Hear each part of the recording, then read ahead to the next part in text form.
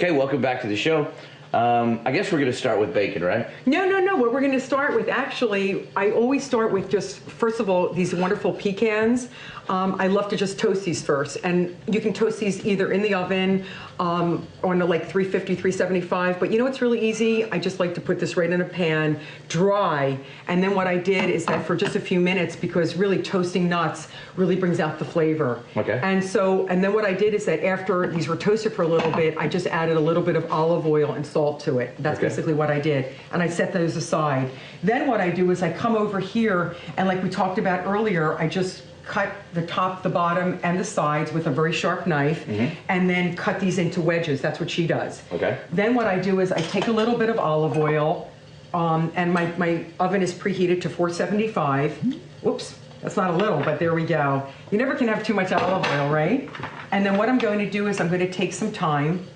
And I like to use fresh thyme. Remember, if you're using, I always like to use fresh, but if you're in a pinch and you're not really going to use the herbs very often, you can always get dried. Always use less dried than fresh. Right. But one chef always told me, it was Tom Colicchio actually, from Gramercy in New York City, he said you can never overdo it with fresh herbs. He just loves them. Yeah. And he says that, always make sure you don't chop them too finely. But basically what I'm going to do is just get all the thyme. And if you don't like thyme, you can use anything you really like. So, I don't like people to always think that, oh my goodness, I don't like thyme, so what else could I use? Well, you can use basically anything, And then what I'm going to do, a little bit of salt. And we talked that I love like a coarse salt, whether I'm using sea salt or kosher salt. But a lot of times, we talked last time that we really love the sea salt. Yeah, sea salt is very good. That's right. And a little bit of fresh ground pepper. And that's basically it. And what I'm going to do is, like, I like to use my hands, but your hands or a tongue. And basically, we're just going to coat this with the olive oil. And in fact, I'm going to use maybe a little bit more olive oil right on top. And then we're going to roast this for about 20 minutes or so, or till it's about fork tender. Okay. So depending on your, that's right, depending on your oven, but I'd say 15 to 20 minutes where you can really pierce it with a fork. And I made it earlier, so Kevin, if you could be so kind to get that out of the oven, just take your kitchen mitts. Switch them out. That'd be great. Thank you.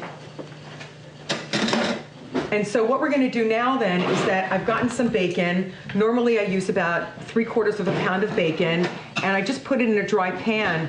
And what Suzanne Goyne does is that, what I love to do too, is that my wonderful kitchen shears is what I love to cut things with.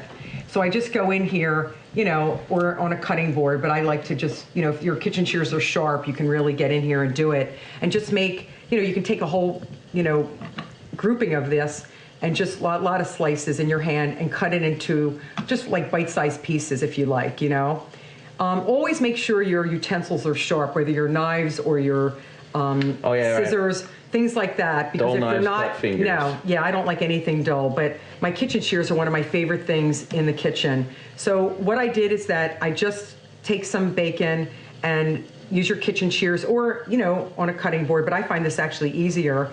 And I reduced that down, and then I cooked it for maybe, till it starts to brown, what have you. Then I took some shallots right here. If you don't have shallots, you can use any onion. Okay. And also, but I like a mild onion to replace the shallots if you don't have shallots. But this really goes back to French cooking. And I just love the way they smell, Yeah, very nice. Yeah. And then what I did is that I cooked the bacon with the bacon fat, and I added some shallots. So while it's cooking down, when it's about 3/4 of the way done, I added my shallots to it and then just warmed the pan with the shallots. Okay. Okay? So then what I'm going to do, that's what this is right here. Also what I did is I basically skimmed off about 3/4 of that fat. Okay. Because I watched the weight and all that kind of thing. And I left about 2-3 tablespoons of that really nice bacon fat. We all need a little bit of butter and bacon fat in our diets, right? Just a little bit, in moderation. That's right. So what I did, and then I'm going to warm it up here. And what she does is that she mixes this with this dressing, and all this is basically sherry vinegar. If you don't have sherry vinegar, sometimes I can't find it. Sherry wine vinegar, you can find that at every grocery store. And 2.5 tablespoons of vinegar and about 3 tablespoons of olive oil, but basically half and half. Okay. So I don't want to drive people crazy. And while this is warming up, what I'm going to do is I'm going to actually mix this. See, it's all basically cooked there. Right. I'm going to take these about 3 tablespoons of sherry vinegar. If you don't have sherry, you can use any vinegar, right. red wine vinegar, what have you, and a little bit of extra virgin olive oil. And I'm going to mix that to the pan. And then just to warm it up, I'm going to take it off the heat a little bit, and I'm just going to warm it up. Just going to leave this in. I'm just going to turn it up just a tad. And I'm just going to warm up the dressing. And basically, this is the salad. By the way, Suzanne Goin, what she does is that she likes to use, you know, like I was mentioning, like the butternut squash and things like that, the toasted pecans, and on and on. I mean, she's just a wonderful, wonderful chef. And also we're gonna top it with the manchego cheese, which is a Spanish cheese. If you can't find that, you can use pecorino romano, which is also Spanish, or any cheese, Parmesan, any cheese of your liking. Okay. So what we're gonna do, this is like warming up. Now she uses arugula in her salad or dandelion leaves. Right. Personally, for me, I find a whole salad of that too bitter for me. Yeah. So in my cooking classes, sometimes I'll mix half and half arugula or throw in some dandelion, you know, because it makes, if you're having a party, a nice presentation. Right. But what I like to do right here, I just went to a grocery store yesterday, got some store-bought washed spinach, baby spinach leaves. Presentation is everything. I find that in my cooking classes, people love that more than anything. Sure. This is truly one of their favorite recipes. So now that this, I just want to make this nice and warm. I'm just going to heat this up a little bit here. There we go. Because what she does, she takes these warm ingredients when it's nice and hot and warm. So remember that a little bit of bacon fat, the salad dressing's in here with the shallots, and she takes the pan and she just mixes this in there. I don't know if you could grab that pan for me, just don't burn yourself. And she takes the, I made this enough for the army so the whole crew and everyone can have it here. That's perfect. She takes the warm ingredients. That's why, so it kind of wilts down this wonderful spinach, or arugula or dandelion or anything of your choosing.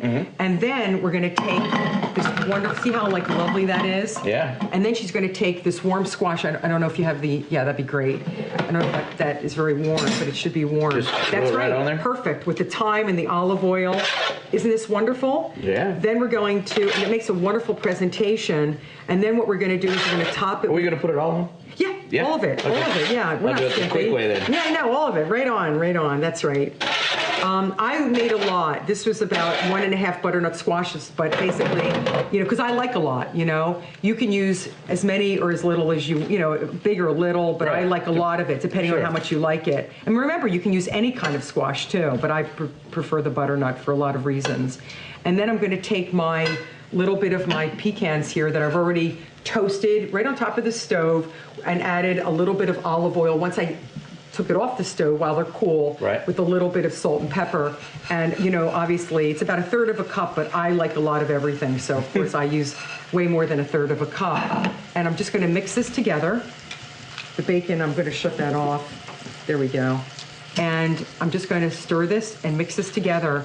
And then what I'm going to do is I'm just going to shave it with a little bit of any cheese of your choosing.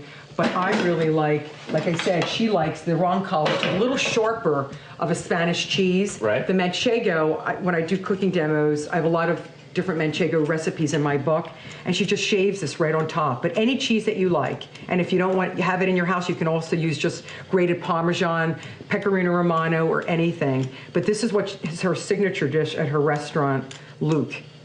Actually, Luc means a small little olive in French, since that's what she named it after. Nice. But that's the recipe. And how easy and elegant is this?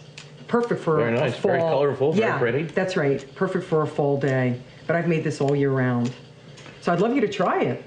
Yeah, I'll do that. I think we need to take a quick break, and then when we come back, I'll try this, and we'll start the next one. Perfect. All right, stay with us. We'll be right back.